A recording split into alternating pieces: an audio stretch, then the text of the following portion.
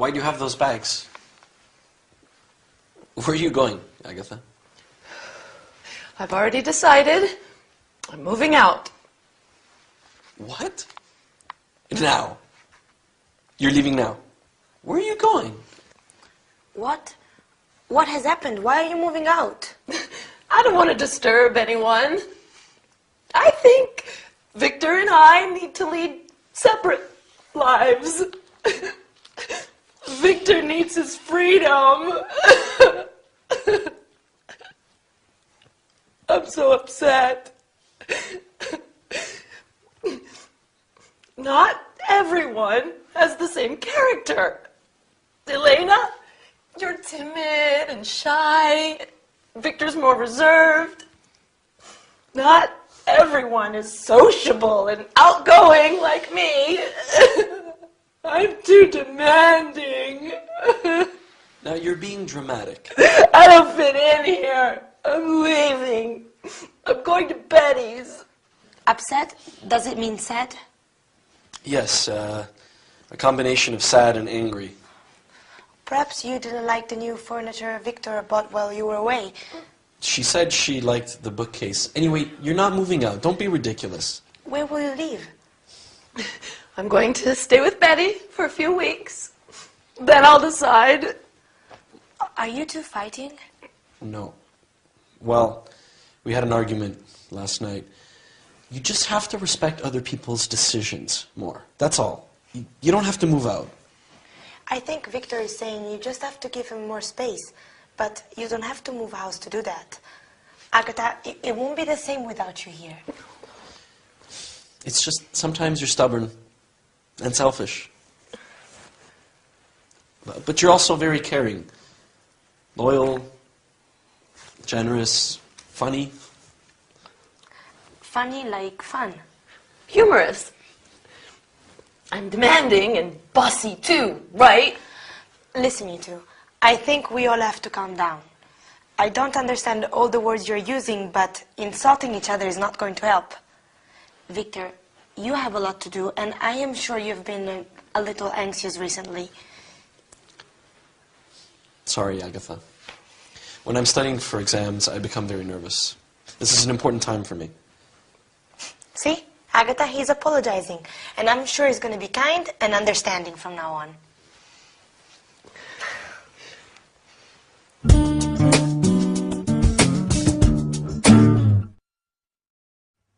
Hello everyone, welcome to your English lesson with me, your charming, kind and modest Gabrielle. That is an important part of our lesson today, how to describe people's character and personality. That was the problem in our sitcom, wasn't it? Victor and Agatha's personalities are too different, and that makes for a very difficult living situation. So, as well as describing personality, we will also review the future tense, using will, going to, and the present continuous and the present simple, and study the expression have to in the future. Oh, I'm giving a party next Saturday. It's Dylan's birthday. Are you going to come? Sure, you'll love it. Right, first let's review the future tenses. Do you remember when we use the verb to be plus going to? That's right. We use it to talk about future plans and intentions. Like when Agatha says, I'm going to stay with Betty. We also use it to talk about predictions based on what we can see at that moment. For example, saying, I think it's going to rain when you can see storm clouds. And when do we use will? We use it with offers. I will help you carry your bag. Promises. I won't come home late. Predictions without evidence. You'll love the film. And instant decisions. I'll have a ham sandwich. Now, to talk about the future, we also use the present continuous when we want to talk about future arrangements. For example, if I say, I'm meeting my friends tonight, I am talking about something that I have arranged to do. He's flying to Rome tomorrow. We're playing volleyball in the morning. We can also use the present simple for fixed future arrangements. I start my Spanish course next week.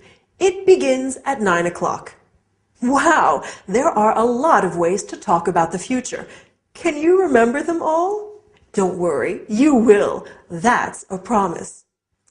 If we want to say that someone has to do something in the future, we use the expression will have to. For example, if you want to speak English well, you will have to study hard. If I want to buy a new car, I will have to save lots of money. Will have to stays the same in all persons. So we can also say, if Dylan wants me to cook dinner, he will have to wash the dishes.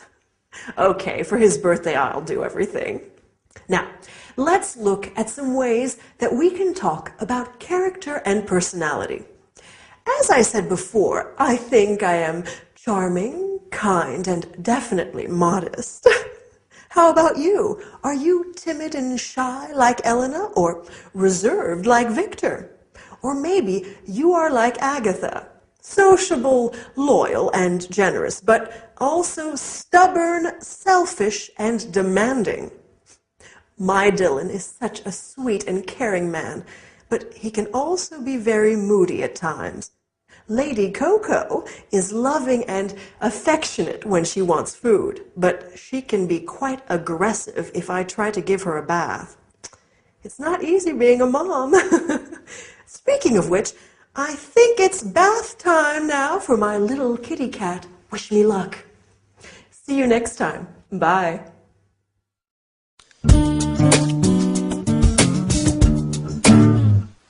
Did you get caught in the rain? Is it still raining? Well, I wasn't swimming in the Thames. The rain started while I was riding back from class. It's still raining now. This weather's terrible. Come and get warm.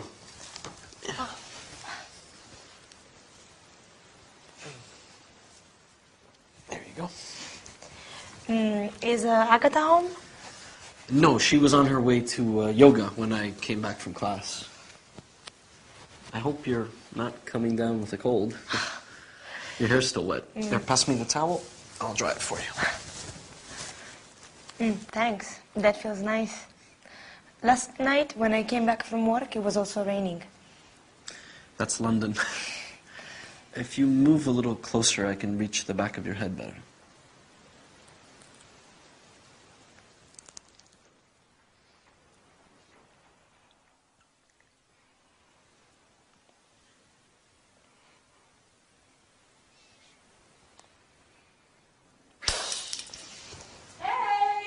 It's just me.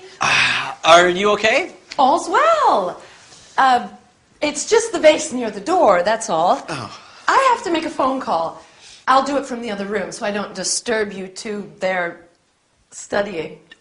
You don't have to. We can go upstairs. I can go to my bedroom, and Elena is better off drying her hair in the bathroom. Yes, of course.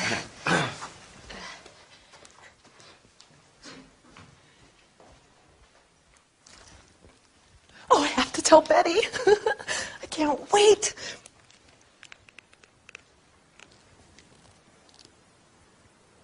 Good morning. May I speak to Betty Summers, please?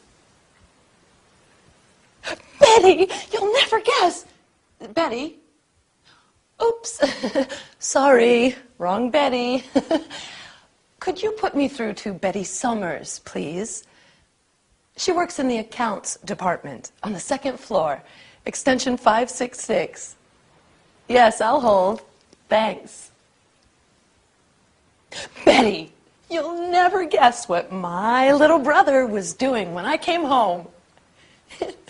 He was sitting on the sofa kissing Elena. No, they were definitely kissing. It wasn't just a quick kiss. They were kissing when I arrived home.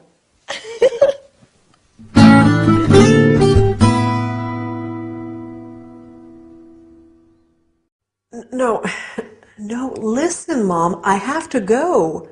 My lesson is starting. I'll call you back tonight.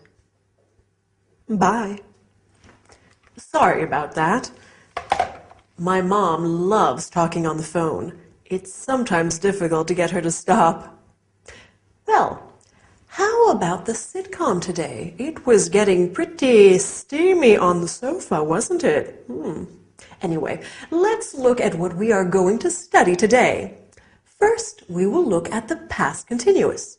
For example, I was walking. You were dancing. Then we will look at some prepositions of place and movement, such as in, on, at, and by.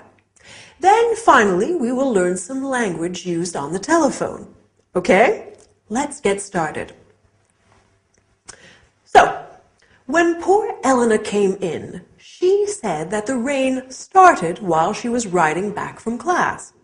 This is an example of the past continuous. The verb to be in the past, so was or were, plus the verb in ing. I was cycling. You were speaking. She was studying. We use the past continuous to describe an action that was in progress in the past. We often use it with the past simple to describe a long action interrupted by another action. For example, I was walking down the street when I saw John. She was washing the car when it started to rain. We also use it to describe two past actions happening simultaneously. As Agatha said, he was sitting on the sofa kissing Elena, meaning he was sitting on the sofa and he was kissing Elena. I was cutting the vegetables while Dylan was pouring the wine. Do you see? Now, let's look at some prepositions of place and movement. Has anyone seen my bag? Oh, here it is on the table. Oh, I'm so forgetful. I can't remember where I put my keys either. Ah, silly me. Here they are in my bag. I remember I put them into my bag so I wouldn't lose them. And my glasses? Where are they? Ah, they are in here too. I think I'll take them out of the bag so they don't get broken. Maybe I'll put them onto my head. For safekeeping. That's better. Now, after the lesson, I'm meeting my friend Jade for coffee. I'm meeting her at the flower shop on the high street by the park. I hope I remember. You know what I'm like. Okay, finally, I want us to study some telephone language. Do you remember what Agatha said on the phone? She said, "May I speak to Betty Johnson, please?" This is how we ask for someone on the phone. Then she said, "Could you put me through to?" This is what we say when we are talking to a secretary or receptionist of a business and want to talk to someone specific. Please hold on. To be on hold means to wait to be connected to someone. You often hear some really dreadful music while on hold. We also have some important phrasal verbs in the English telephone language. To pick up is to answer the phone, and to hang up is to end the call. Okay? So now you know how to have a phone conversation in English. Good work. Well, that's all for today. See you next time, or maybe give me a call. Do you want green tea or black, Agatha? Oh, green, please. It's supposed to be very good for you. You've never had green tea before, Agatha. You said it tastes bitter. Are you starting a new diet? No, I just think I need to be a little healthier. When I was a young girl, I loved watching Mother make afternoon tea. Her grandmother taught her how to make a proper pot of tea. When we were children, Agatha and Betty would help Mom make her special jam drop biscuits. Oh, what are jam drop biscuits? They're biscuits, which you push your thumb into to leave a little hole to put the delicious homemade strawberry jam into. Dad and I love them. Our cousins always had apple cakes with their tea, but jam drops were our favorite. Although Aunt Mary has always made marvelous jams. This tea is good. Mom sent it from Manchester. That's where our grandmother's from. She goes often to visit relatives and old school friends. Oh, where are you two from originally? Well, Mom's family is from Manchester, and Dad's from the U.S. We spent our school years living with our dad's family in Arizona until he was transferred here with work. Then we lived in a flat in Flagstaff, and we used to visit our grandmother. Oh. On the farm, in the country. Okay, guys, I have something to tell you. I've just been to the doctor's and... Oh, is everything okay? You have been ill a lot recently.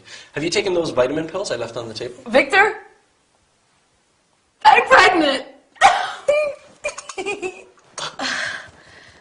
How long have you known?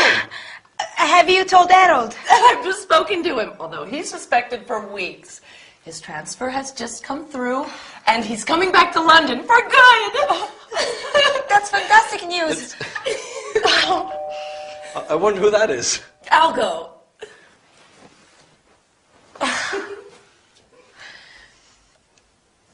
Harold! Oh, what a surprise!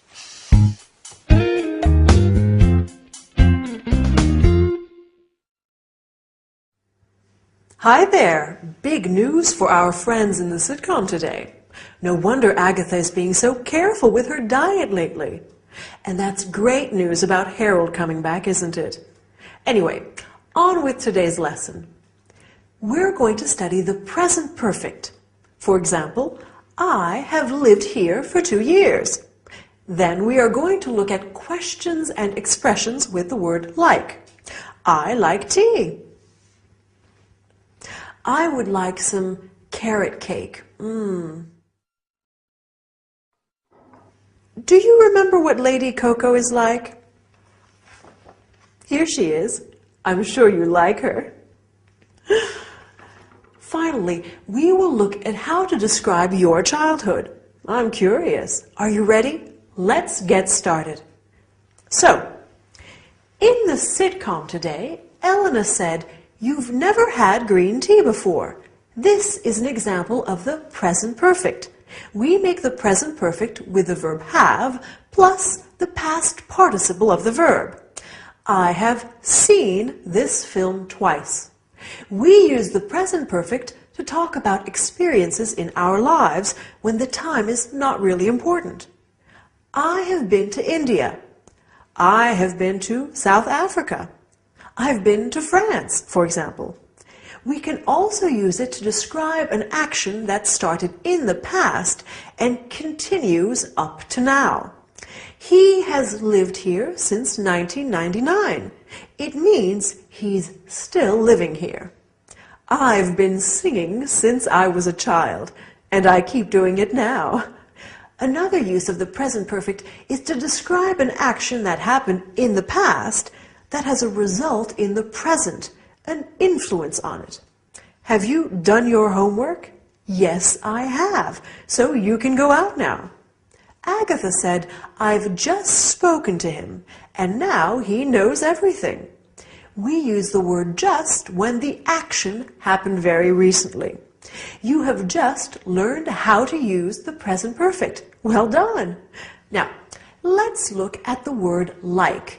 We use like in many ways. For example, I like chocolate, and I would like some chocolate ice cream. We can also say, I look like my mom. He looks like a rugby player, to describe somebody's physical appearance. We can use like to compare things. Your hair is like silk, or your eyes are like stars.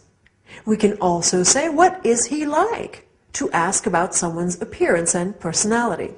What is Dylan like? He's kind, generous, and very handsome. Compare this to the question, how is he? He's fine, thanks.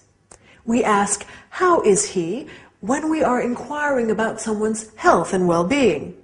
How are you? I hope you are fine as well. In our sitcom today, Agatha talks about her past. When we talk about our childhood, we often say, when I was a little girl, or when I was 14. We talk about our past using the simple past tense. Victor says, we spent our school years living with Dad's family. This is another way of describing our childhood. Agatha says, we used to visit our granny. We use used to talk about things that we did regularly in the past. When Lady Coco was a kitten, she used to play with her tail all day long. Anyway, that's all we have time for today. Hope you enjoyed the lesson. Bye!